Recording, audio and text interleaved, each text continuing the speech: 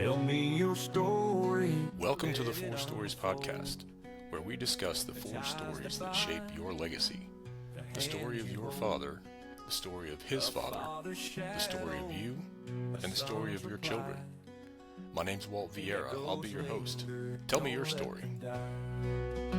Tell me your story. I'm here to hear. Welcome, everybody. Welcome to Four Stories. Today, we're in for a treat. We have Cannon Mays with us today. It's been great getting to know you, Cannon, and know your story quite a bit. Welcome to the show. Thank you. Yeah, it's a pleasure meeting you too, Walt, and I'm glad to do this. I think it's very important work you're doing. Yeah. I think it's important for men to hear other men's stories so they can learn more about what God is doing in their lives. And so we're just excited to hear your story and how God has been working in your life. So at Four Stories, we talk about our fathers and our grandfathers, and then we talk a little bit about ourselves and then how God is using us to shape the future, shape our legacy by what God's doing in our kids. So glad you're here, man. Thank you so much. Appreciate it. This is my first podcast ever, so that it's a first time, for everything. I don't look like I think I look on TV. So anyway, but Well, you look great. I appreciate it. Appreciate it. So my father, my name's, as you can tell by the end of it, I'm a junior. So my father's name is Cannon Roberts Mays. He was born in 1928, right as the Depression hit. And he was a child of depression in that sense because my grandfather lost his job, or his company actually. And so dad, traveled, they tried to find work. He ended up in Colorado, was divorced. And so he came back. He was born in Decatur, Alabama in 28, and then came back to Tennessee, where both of them were originally from, his parents, and moved in with his mother's family for a little bit. And he was 9 when they got here. I think they moved out to Colorado. He was about 5. And so he was raised by a single mom, which was very unusual back in those days. And she was a fire plug, little bitty thing, about 5'1". And but she was a trooper and found a job, worked steady work, and did everything she could for her boys. He was one surviving brother, and dad was, I interviewed him actually, and got audio recordings of all his stories and his life, and which was a blessing by God, because I didn't think about it that way. It just kind of caught my interest one day, and I started recording him, and we're very thankful to have all those memories. Because he's passed away now? Yeah, he passed away in 2009. So you could tell in his stories that he was rough growing up. He was one of those kids that would pick a fight with anybody. In fact, he tells the story that when he went out for the football team in high school, his dad had come back into town at that point, or passing through town, and the coach told his dad that he's got a lot of potential to be a good football player, but he's got to learn to quit punching people when they tackle him or when they block him legally. He'd just come up and punch him. So that was kind of his life. Sure. And you can see it woven throughout the stories of his life that he was down. Yeah. And anyway, so when he became a parent, I, as the oldest, got most of that brunt. My 2 younger ones, he was more kind and able to see their potential without demanding certain things out of them. And so I don't remember a ton. Walt, fell on my head from a playground slide, one of those big old metal ones we used to all slide down. Oh, yeah. That was burning hot. Yeah, they were. So anyway, somebody pushed me off the top of it, and so I landed on my head and cracked my skull. And so I really don't have memories of my dad, other than he was just, I can remember, being belt whipped constantly, but that's all I remember. I don't remember much about him other than his athleticism and some of the things around the house. We had 2 cows that we were raising for beef on 11 acres, and the house was on 5 and the other part was 6. And some bull broke in, and I can remember him running around and telling us to stand in the gateway to the front yard, and that bull would come charging at us, and we'd start to move, and he'd go, "You don't move. move. You're the fence there. So I do remember little things like that. But anyway, that was him.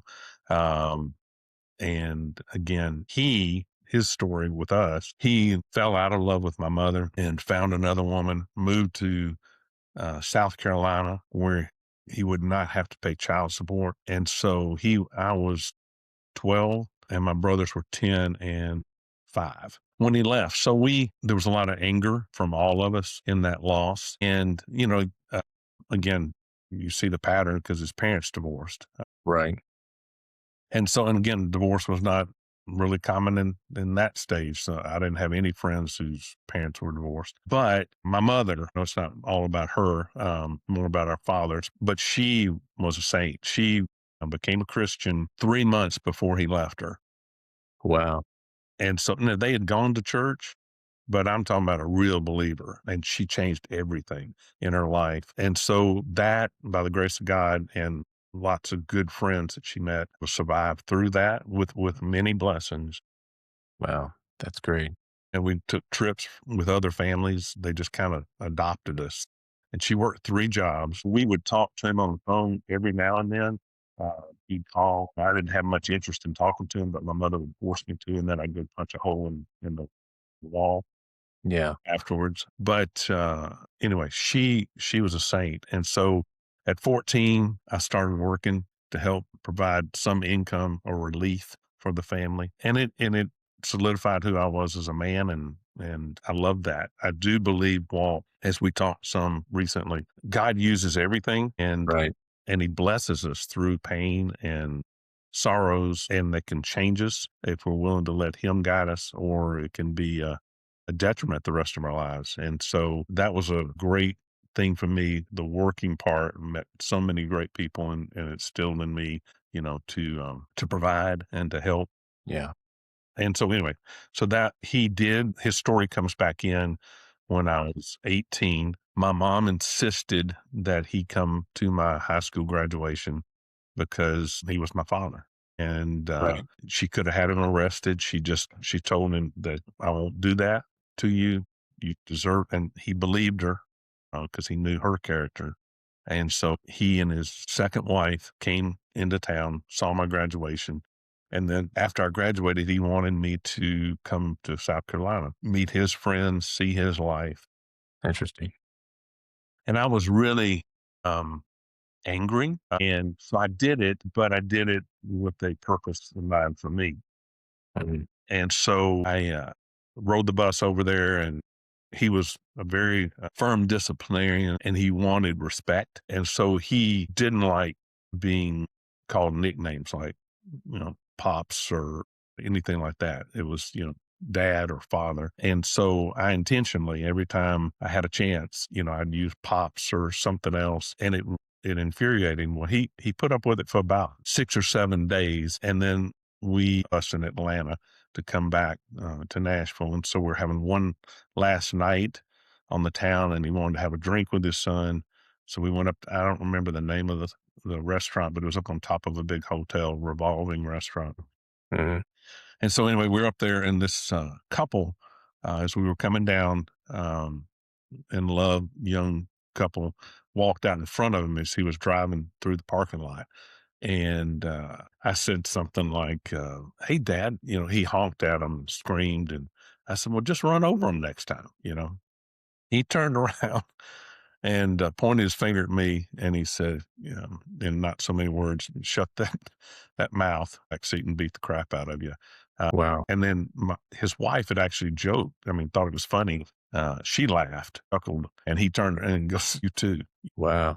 He, and he was, until he was 70, he did 600 sit-ups a day, and 200 push-ups. Wow. Well, he was impressive even for an 18-year-old young man like me. Yeah. I wouldn't have wanted to tussle with him. Not somebody you want to mess with. No, not because of the anger in him. He could. So anyway, but what they did is the next morning, it was a very quiet ride to the hotel where we were staying. And then the next morning, his wife, Phyllis, and she and I became good friends through the years. But She came to my door and said, "Your dad wants to talk to you before breakfast." And I said, "Okay." And so I went to the restaurant and met him, and he goes, "I just don't understand." And I said, "Well, that's the problem. You don't understand." And I said, "I'm sorry for the way I treated you, but it was the only way I knew to get you to this point where you might listen to me." And so I told him, I said, "You expect to though you haven't been in my life for years and you abandoned us, for me to have the attitude that you're my dad." And dad is, a term of endearment. And there is no endearment. There is no relationship. I said, "You're technically my father, but that's it." And so I said, "It hurts me when mom would make me say goodbye to you and tell you I loved you, because I don't love Mm. you. I don't know. I don't have any love in my heart for you." And I Wow. said, "But this is the spot where you can make a choice. If you want a relationship with me, I'm willing to start." And I said, "And you will know when that process is completed in my heart, when I can say I love you."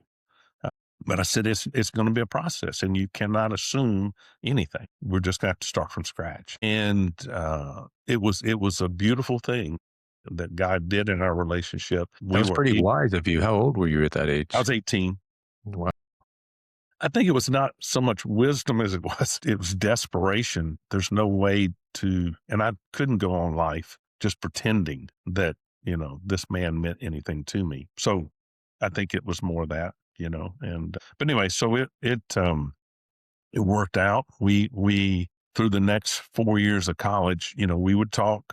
Occasionally he'd come into town and see me too. And then the conversations were friendly and there were no assumptions and I know that was hard on his part, but he played the role and then so by the time I graduated and got married right after graduation, we had actually become friends. And that's where it started. And so within another year or two, I told him that I loved him. And That's from there great. on out, it was phenomenal.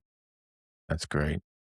Yeah. So, and the sad part, I've got two brothers, wonderful Christian men, but their relationship never changed because they never took that step. Interesting. And my dad was not the kind initiated it. He wanted the relationships with them, Right. but he wouldn't initiate it. And Probably they didn't know didn't. how. Well, yeah, and they didn't want it, so Mm, it was just a stalemate. And so because we'd go to basketball games, we'd do stuff together that we missed out on as sure. father and son, and they never saw that. So the ending of the story with him, so my wife, it's me, so here's the pattern again, but it was not me doing it. We had three children at home, and we had Walt, you know this, but we had four children, and one of the children was killed by a drunk driver when Yeah. she was 5. And so Yeah. It's all of terrible. them were in the wreck except for my son, who was not born yet. And so that changed her life. Sure. It did me too, but we went in opposite directions. And so she went inward and abandoned all the friendships she's had and all those things. And I went Yeah. outward. Yeah. And so, but in the bathroom, and I just think well, we'll get to that when I get to my story. But anyway, after she divorced me, I'm going, I don't know what I'm going to do. Um, Child support and all the other stuff that I needed to pay, but where am I going to live and what am I going to live on? So my dad reached out. He had moved back to Tennessee after his wife divorced him when he was 71, 72. Wow. And I'm sorry, I skipped one little part I want to tell you. So my mother had prayed for him, and remember, she had let him come to Tennessee, and it happened for my other two brothers when they graduated too. And she loved him for who he was, and she prayed for him constantly and his salvation. Well, when my daughter died in the car wreck, I called him and I said, "Listen," I said, "this is not my place other than I love you." And I said, "I know she's going to be in heaven. The only person in the family I'm not sure about is you." And I Mhm. said, "And I'm not here to judge." I said, "But that's a personal thing between you and God." And I said, "Going to church is not it. And being a good person is not it." And I said, "So you need to, and I'm here for you if you need me and need to ask me questions." But I said, "That's not it, Dad." And I said, "So just, you think about it and let God work on your heart. And as he does that and touches you, be willing to be open to it. And I said, and so we didn't really talk about that in any way other than I would talk about how faith was working out in my life and that kind of Right. thing. Sure. When we'd have conversations. Well, about 3 or 4 years after my daughter died, he called my mother. And by this time, she had remarried. And so they were invited into my mom's house anytime it was Christmas, anything. It was just as if nothing had ever happened. That's great. But he called her and he said, it was wrong that I left all of you. And he said, I regret it. Wow. He said, and I owe you all the back child support. And he said, I will pay you every dime of it. Wow. Wow. So God was working on him. Mm, Now that caused problems in his marriage because his wife didn't want to pay back all that. They had their life and their comfort. And anyway, so she ended up, he did pay her every dime back. wow. And then his wife, another 3 or 4 years later, divorced him at 70 years old. My goodness. And she was 16 years younger than him. So that Mm, had something to do with it too. wow. Because he was, like I said, a man of men and handsome. I didn't get that part of it, but he was, my brothers did, I didn't. But he was, when he met her being 16 years older, I mean, he didn't look 16 years older. His body was just a finely tuned machine, but it finally caught up. And when he's 7, she's 55, 54.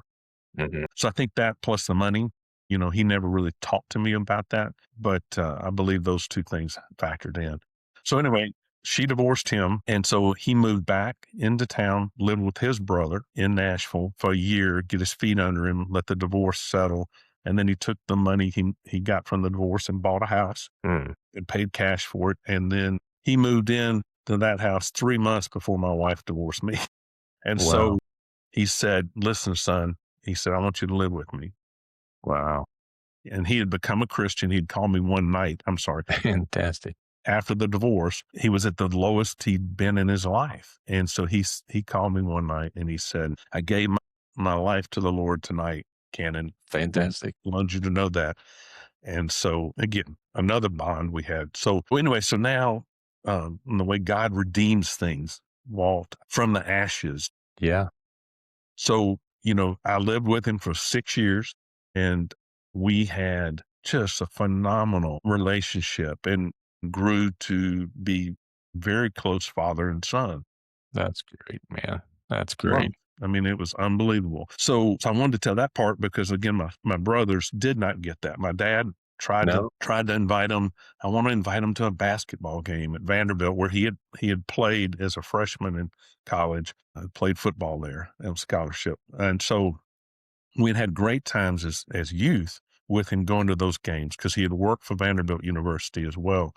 And he was the financial aid director, the first one they ever had. And so he, but he just couldn't get the gumption up because he knew that they would not accept him. And he was afraid of that. And, we talked about it a lot and he just never could. So anyway, so when he died, he was in the hospital just for a few days. And when he died, we were and when we came out, they were singing Cats in a Cradle and a Silver Spoon. He's gone. And I'm so glad he's out of our lives. Wow.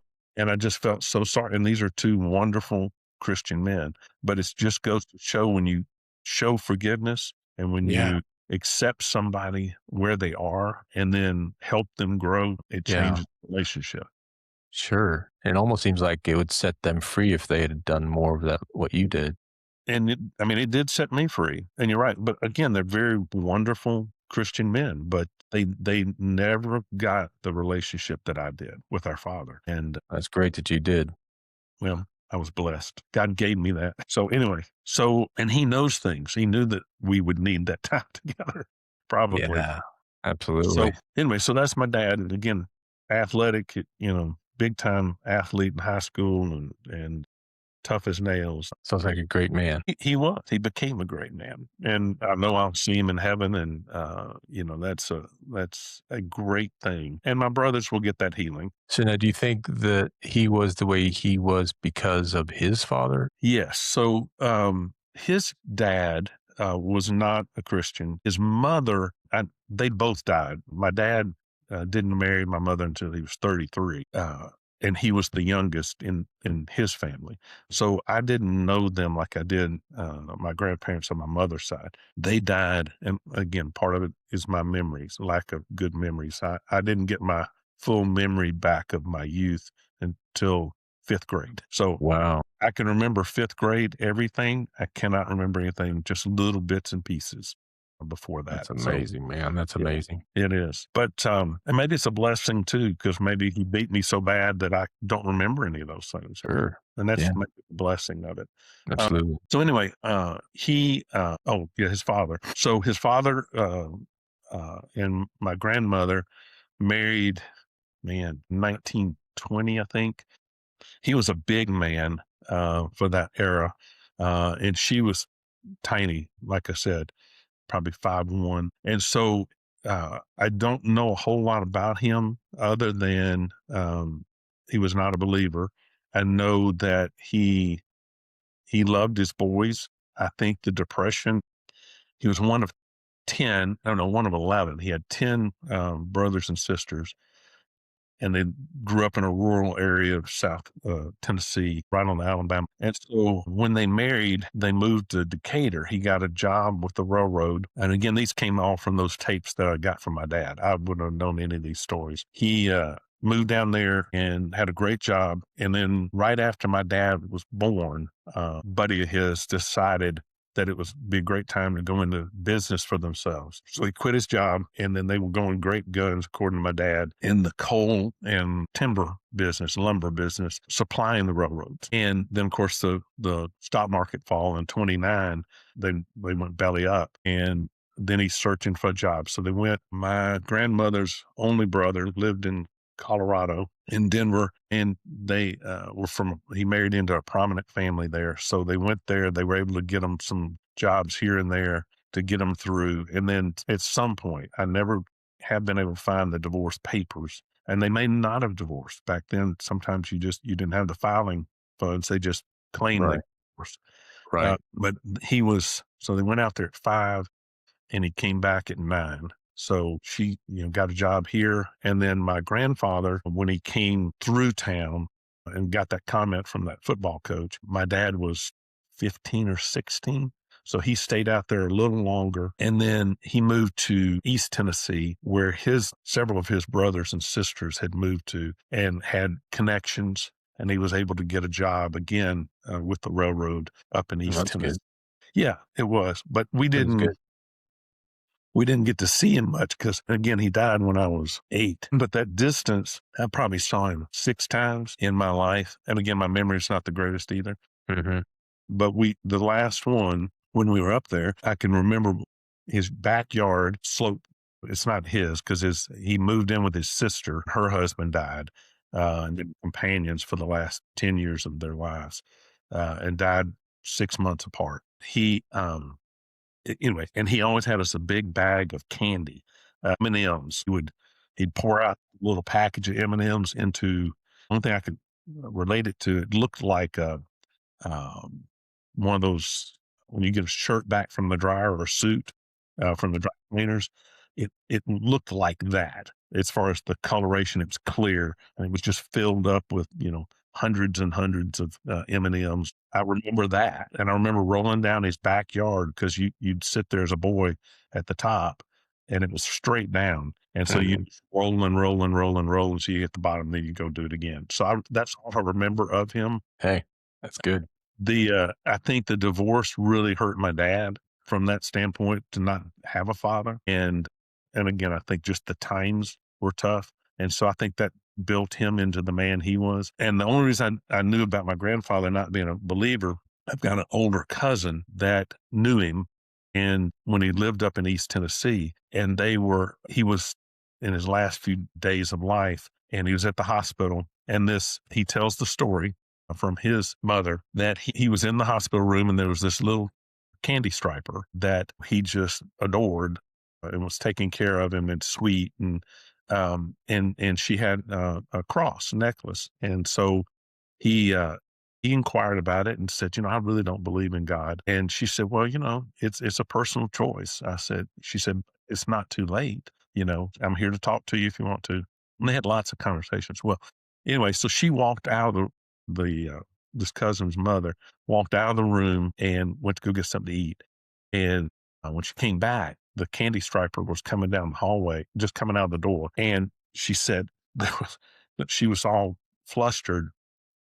And she said, your dad or your uncle just died. And Yeah. she said, but there was a glow coming out of the room.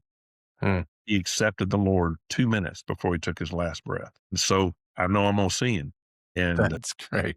I know what a story. It So, is a story. anyway, That's great. so yeah, so I'm really excited to see him Yeah. and get to know him because I don't remember anything hardly about him at all. So So you must have gotten to the point when you were growing up that you recognized that something in you needed something that was missing. Maybe it was from your father. What was the strength you drew on to get you to where you became a Christian? so I think, like I spoke, my mom became a Christian right before the divorce happened, and so I was 12. So I'd been in church and I'd done all the churchy things, and I don't. I think my became a Christian probably in my early teens. No dramatic memory of that as far as a moment in time, but just seeing her example. I mean, she was working 3 jobs and didn't have a lot of money, and yet she felt God called her to give $10,000 to an organization. I don't remember where. And everybody just said, well, you cannot. There's no way you're going to make it. And she said, God told me that Wow. I'll be just fine. And she ended Wow. up getting another job or something. I don't remember even how that worked out. But that's what she was demonstrating constantly. Mhm. And she was in her Bible constantly. It got underlined. I mean, she went through 2 or 3 Bibles by the time her life ended because she had underlined everything and taken notes everywhere. You couldn't even read the print hardly. That's And great. so anyway, so she led us all in that direction, all 3 of us boys. That's great. And so, but I do remember, certainly it was in my teen years. I had some really good friends, girls that were friends of mine, Mhm. very strong Christians. And so it was somewhere in that time frame. And then that gave me the strength to do the things I did at 18 and with my dad. And I still had many missteps in college, as many of us can probably attest to in those early So 20s. did it take a lot of courage for you to propose, to get married, start your own family? Well, there were a lot of missteps in the sense I knew I wanted to be a father. I was not going to be the father's, well, and I didn't know about my grandfather, but I was not going to be a father like my father was. I was not going to ever abandon my family. That's great. And so I was determined from that sense and was not scared from that sense. It's just I did not, for whatever reason, a lot of experience with girls in high school. And when I did, it was like really awkward, like I would, and this is a crazy, uh, but it's part of it. So I'll tell the story. So anyway, I went to a private boys' school, Battleground Academy. At that time, it was all boys. And so, we had dances all the time and, all the private girls' schools wanted to go to our dances. And, so, I would go and my mom put me in dance lessons. And so, but it was awkward. So by the time I got to high school, didn't have a lot of experience with dating. And so my best friend at the school came over to my house one day and there's this little, she's tiny girl, went to church with me. And he said, I want to go out with her. Can you set it up where we go to dance together? And I said, I don't have anybody to go with. And he said, well, you'll, we'll find you somebody. And which is the way it usually happened. I ended up going, I have no clue who this girl is. Anyways, he couldn't. I introduced them. They really like each other. So they're going to it. And so Renita was her name. And she said, I'll get you a date. And so the next thing I know, I'm at church one Sunday morning. We had a balcony in the top where all the teenagers sat. And she goes, I want to introduce you to a date. Cindy Yates right beside me. And I go, oh, no. We're good friends. And she goes, no, no, it's going to work. And I want to go out with Jack. And so y'all are going to go together. All right. So I'm going to go. So we double dated and went over there. And so when I took Cindy home, I thought, okay, well, I was not one to ever kiss a girl because I was really shy and that was not my comfort zone. So anyway, I'm gonna take a chance because we'd had a great night. So I went in. She took one of those little stoops. The bricks are on right where the door frame is. She stepped on that right as I leaned in to kiss her, and so I kissed her on the chin. And I'm going, that was just my luck with girls. So anyway, so I am petrified to go to church the next day and everybody be laughing and cutting up and going, "Oh my God, Cannon, what are you?" And I'm going, so I went, but man, and nothing, every time they'd whisper to each other, I'm always thinking that's talking about me, even though we're all good friends. So anyway, so I told this to another girl that was a friend of mine, and I'd helped her walk through. She was suicidal, some issues with her dad and some other things. So I walked her through that. And so she said, maybe for the reason that I'd done that for her, she goes, okay, I don't want to hear any more of this. This Saturday night, you and I were going parking. And I'm going, mm-mm, no, no, no, no. And she said, there's no in this. And so she said, you're going to learn how to kiss a girl. And she said, That's great. bottom line is we are not dating and I have no interest in you. And it reiterated 1,000 times. And needless to say, it was an interesting evening and I never had a fear of kissing a girl again.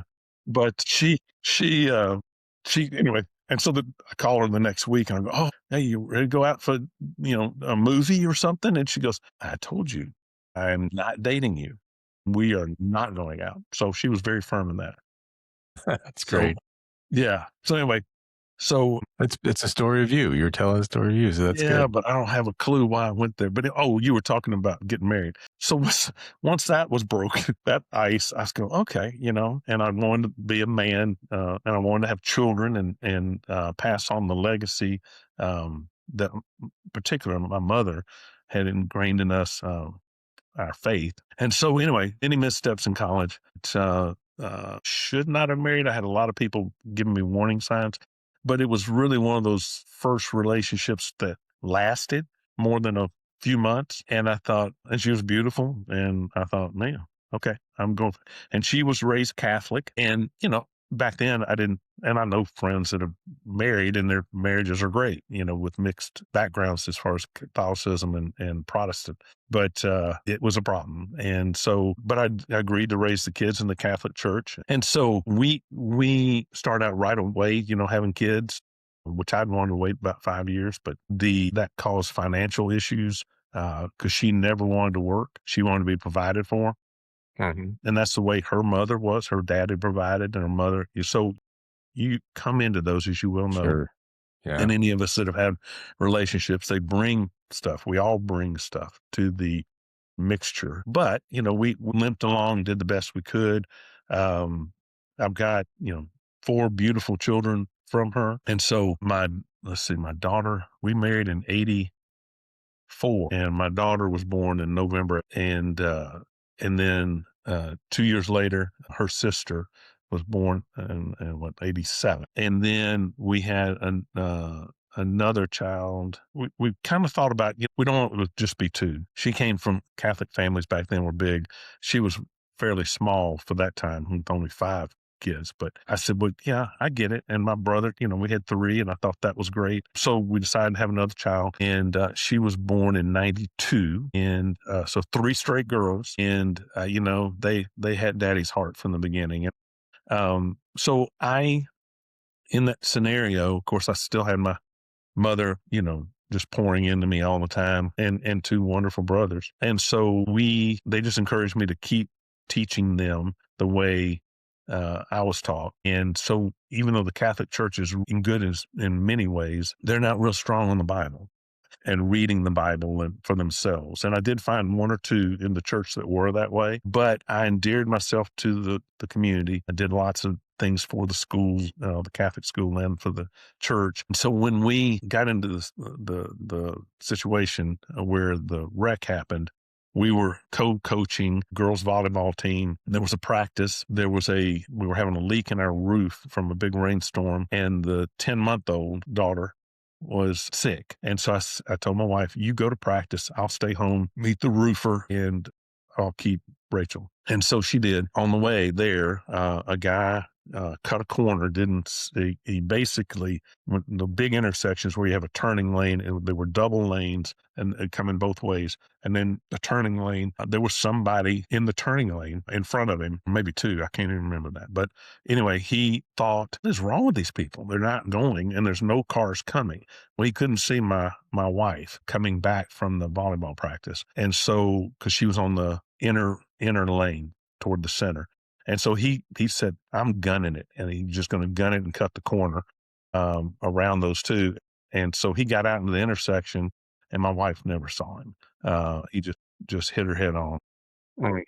So the girls, with the older girls, always wanted to trade seats, who's in the front this time if there are no adults, and then who's going to sit in the back. And so they took turns, and my oldest one let her sister have her turn. And she had to deal with guilt after that because there were no seat belts. I mean, they were seat belts. There were car seats, but no booster seats, nothing that would get. And the kids would outgrow the car seat, and then you just put them in. You might put a book under them or something. But anyway, so she was in the front, took the impact and broke her neck on the dashboard. And so, I get the phone call from my in-laws that they've all been in a wreck and they've been taken by ambulance to Vanderbilt. And I'm at home, can't get to them because she had the only working car. The other car wasn't working. And so they came to pick me up, gave me their car, and I drove down there. So the reason, not only is that important in my life, but it was where, Walt, when you asked about, I can't remember the time I became a true Christian, but I do remember in this moment is when God solidified who I was supposed to be as a man for God. So I came in there all in surgery. I'm sitting there by myself, and I went into the restroom. Thank God, I don't think anybody was in the restroom in the lobby. And I just poured out to God. And I said, I don't know what to do. I said, I could lose them all. Yeah. And I said, so I got down on my knees and I said, I'm yours and I'm yours for anything you need, anytime. I said, just save them. And as soon as it came out of my mouth, I knew he was speaking to me and go, you're mine anyway. And I go, yes, I'm sorry. I was desperate. And so of course. I said, okay, yes, thy will be done. And I'm your man no matter what. And so in that process, my wife ended up with just a little bit of injury. She came out fine. I was released that day. That's great. My oldest daughter, who had traded with her sister, came out with lap belt injuries from the impact. But she was there probably 7 days, I want to say, maybe 8. But the younger daughter, the middle daughter, Nicole, she, like we said, took the brunt in her head and her neck. And so she was the one that was, a problem. And so the faith that the people around us held us up. We had phone calls from all over the world, mainly my mother's connections through all the charity work she had done. Yeah. She was such a prayer warrior. So, and they were in Europe, actually, Walt, on their dream vacation, visiting my stepsister and her husband in Germany. Wow. And so she can't get back. And I do believe God held my daughter sure she got back. Anyway, so we sat there, but the outpouring from the Catholic community, as well as others that I knew, but it was just overwhelming. She was a kindergartner, the things that there were hundreds of people every day, different people coming through to see her, prayer warriors. It was insane. And so, I felt God's calling to show what faith looked like in times of trouble. So I even found my life verse during that time. My youngest brother, was living in Boston. And so he sent me, encouragement all the time because he couldn't be here. And my middle brother lived here at the time. So he sent me Philippians 4:13, do all things through Christ who strengthens you. Yeah. But my mother had always taught me to read everything around the verse, just don't take them out of context and see what's there. And so if you go back to Philippians 4:4, where it says, rejoice in the Lord, Again, I say rejoice. Let your gentleness be evident to all. The Lord is near. Do not be anxious for anything, but in everything, by prayer and supplication, let your requests be made known to God, and the peace of God, which transcends all understanding, will guard your hearts and your minds in Christ Jesus. And so I needed that Sure. Of at that course. moment. And I actually preached a sermon on that one time. Only sermon I'll ever do in my life was on that when a pastor was going out of town. He said, I need you to preach. And I'm going, okay, this is the only verse I really know. So anyway, and even things like there were people coming down, I call them God winks, or hugs, people that were coming as prayer warriors from my mother as she's trying to get back here. And they get off on the wrong floor. I'm on another floor because I need some alone time and prayer time because it was constant. I was never by myself. There had to have been 10 people in that room every day, all day long. And so anyway, they got off on the wrong floor. So they prayed with me, and that was a blessing. And they became very close friends. That's good. And so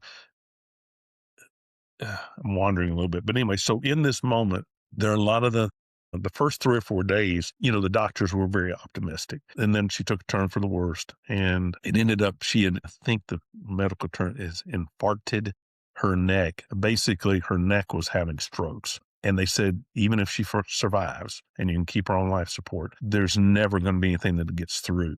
Basically, her neck is dead. Wow. And so we thought, okay, we're going to make this decision. So anyway, by then my mother had gotten here. And so my wife said, I can't make the decision. I can't, but I'm not going to, I said, you can't blame me if I make it. And she said, I won't. And so, and she was true to her word. That's good. But I said, when the time's right, I'll know. And so decided it was in May. And unfortunately, my wife's birthday is in May on the 12th. And so I thought, oh my gosh, we can never have it land on Mother's Day. Right. That would Right. be awful because it's right next to her birthday too. And of course, as you well know, Mother's Day floats. And Yeah. so I did my quick math in my head and I didn't calculate quite correctly.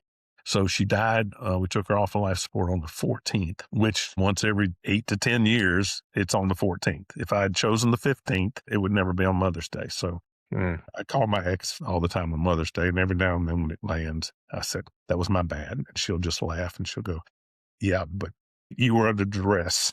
So Yeah. anyway, but the beauty of this story, Walt, is that God, I asked him to use me. And there were so many doctors in there that did wonderful work, but they were not believers. And I can't tell you how many times, probably 100, they told me, you cannot hold on to your faith this strongly. You cannot hold on that she's going to survive. You can't. And I said, but you don't understand faith. I said, I'm not going to give up on my daughter. And I said, she could wake up out of this coma today, this minute, and you would all go, what a miracle, and Yeah. then you might believe in God. But I said, my faith will never change no matter what happens to her, because I don't understand all the purposes of God. I don't understand how a 5-year-old could die anytime, and I know it crushes his heart. But we don't live in a world that's controlled by God. It's a fallen world. That's And I right. said, I am not going to lose my faith. Anyway, so they didn't believe it. So we get into this meeting at the very end when we're taking her off of life support with the doctors and the close family and close friends. And I stood up and I told them that very thing to all of them. And out of that, 3 of the doctors gave their lives to Christ. My A- goodness. And, That is so awesome. I've told not too many people, but I believe that, if God, that's the purpose of my Yeah. daughter dying. Yeah. The 3 people, Man. and there were probably more. That's the ones I know. Yeah. And, it just, I had people that said, the hospital changed because of y'all. And so, That's awesome. anyway, God doesn't use me very often, but that was one time it felt like he was calling me. And so That's awesome. Anyway, so after her death, it was tough. And I think that, like I said, my wife really, really struggled and she just grew cold in her heart. And it was the death nail for our marriage, but It's not that uncommon, Canon, either. it's not. It's not. It's a I went reality. I went through divorce care and then not divorce care. I'm sorry. Well, I did that too, but cannot believe I can't remember the name of the organization. It'll come to me, but I can't remember it. Anyway, it's for people that have lost children and no matter what their age is, we'd have 87-year-old women that have lost their 65-year-old son and their grief is just the same as mine. Um, and it helped me to be involved in that and help lead grief tables. And because I saw that I wasn't alone. Two, I started to understand that the pain is something you can walk through and with God's help. So, and during those, I don't want to go through this a ton, but basically during that time, like 6 months before, I had a friend of mine that I worked with whose child had died and within 10 days of birth. And I didn't know what to say. And everybody was coming up to him and, she's in heaven. She's not hurting anymore, all this stuff. And so I'm listening to all this and I said, God, you've got to give me the words. I don't know. And so I came up to him and I said, I don't know what to say other than I'm sorry. And then I love you and I'm going to be here for you. And, they said the only person they remembered the whole time was me. Yeah. Yeah. And so I learned God gave me these little things prior to at that uncle had died at the same time this baby had. He was I was closer to him than any of my family other than my mother. And it was sudden. And so he was buried in this beautiful place up on a hilltop. And so when my daughter died, I said, I know exactly where she's going to be buried, Yeah. right up there by my uncle. Yeah. So those little things that God gives us, because I couldn't have made that decision. Right. Where am I going to bury my daughter? Our parents aren't even buried. I Yeah. don't know. So anyway, so it was, God was throughout the thing. And so he used me many, many years in those Compassionate Friends. That's the name of the organization. For anybody keep it in your record book because there's some great chapters everywhere. And it really saves people from their grief. Yeah. And so anyway. So now from your other kid's standpoint, you said that they were having a hard time dealing with that. How are they doing now as far as your kids go? Thanks, Walt. My oldest struggles the most. The youngest daughter, so my oldest is 40. Those of you didn't do the math from 85 to 2025, and she'll be 41 this year. She guilt of letting her sister sit up there. It should have been me that died, all those things. So she had a lot of counseling. The lap belt injury actually damaged and killed off one of her ovaries. So she never missed a period. So she ended up, when she got married, that she could not get pregnant and they couldn't figure out why until they went inside and one ovary was dead and the other one was like a 55-year-old woman's and she was 26 years old. No, 28 at that time. So anyway, so she did in vitro and we've got 2 beautiful granddaughters from her and her husband. And so, but her faith has been really strong. She, and they kind of put their toes in Catholicism and because her mother, but their faith is really, really strong. So she constantly is pouring into those girls. And even to the point this is about stories. So the youngest one, the oldest one's middle name is Nicole for her sister that died. The youngest one, Ruby, she's a piece of work, very much like her aunt who died. Nicole was a piece of work. She was full of spirit and fun. It was in fact, she had a small career at 5 in the world of advertising because her look, her personality just poured out of her face. This one's a spitting image of her, except she doesn't have red hair. Anyway, so, she though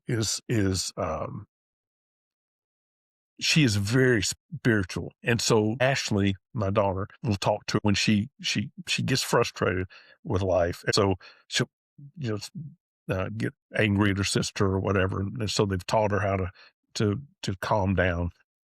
and kind of meditate. Anyway, so she'll do that. She does a beautiful job. Well, I don't know, 3 months ago, Ashley called me and said, you won't believe this. And I said, what? She said, Ruby was over in the corner, meditating and calming down. And she said she was doing it, though, in a way that I didn't teach her. So I asked her, what's going on? This is something kind of different. And she said, yeah. She said, I call my daughter that died, Aunt Nicole. Aunt Nicole taught me how to do this. Hmm. And Ashley said, baby, tell me what you mean by that. And she said, she taught me these hand movements or whatever. And I said, and Ashley said, like in a dream she taught you? Like, what are you talking about? And she said, oh no. She said, I was in your tummy. And the behind the scenes, she almost lost Ruby. They lost her heartbeat and they lost very hard delivery. And then my daughter, and she said, Aunt Nicole told me how to do this in your tummy so that I could survive. Wow. And I mean, how could somebody hear that and not believe in God? I mean, Wow. I don't know how you don't believe. Oh man, that is so cool. A 3-year-old telling you that story, So That anyway, is so cool. yeah. So anyway, so they've got a beautiful family, just full of love and very thankful. The other daughter that survived, but she was at home with me, she struggles. We were the closest together when she was young. But she struggles, and their marriage is not the best. Didn't marry the greatest guy, and she struggled in high school. I do believe that was the time where her mother hated me, and so I think she poured that into her. And so that's a struggle for us. We do have a grandson through them that's 8 years old, and again, we may see him once a year. They live here in town, but is contentious. They avoid ever coming over to the house or seeing us unless it's a group birthday somewhere. But there are glimmers and there are hopes, and we pray for them all the time, and the relationship will be mended. For our grandson, he came up and jumped on my back the other day when we were at a soccer game. They happened to be at the girls' soccer game, and he's never been friendly. I'm always that one he points to and says, is that the guy that is my grandfather, but I don't ever see? And I'm going, yeah, that's Wow. me. Wow. So it's sad, but we're praying Sure. for it. So Yeah. God can do anything.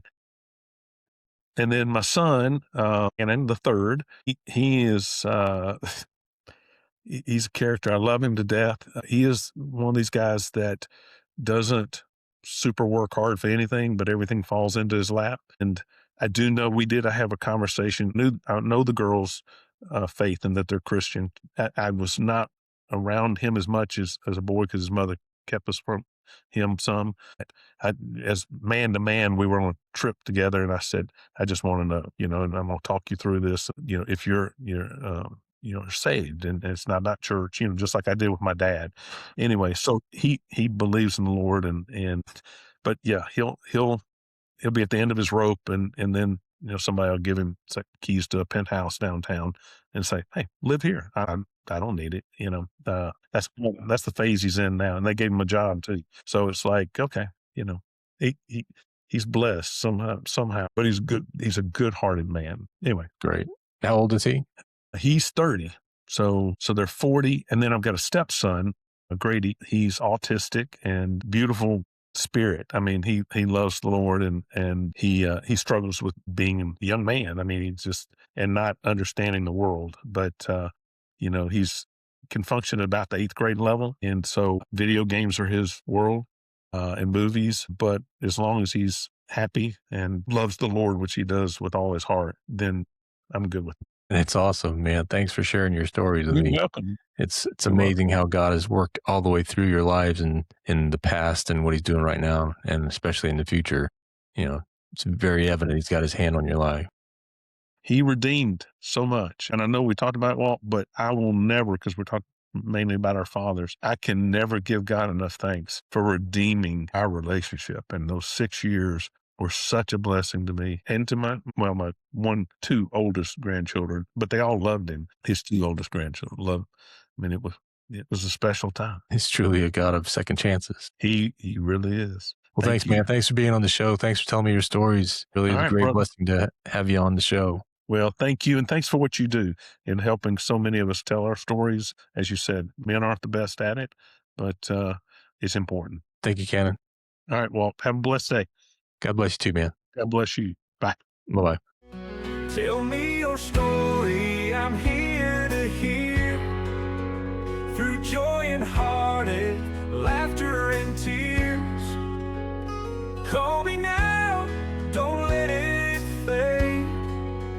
Your father's story deserves to stay.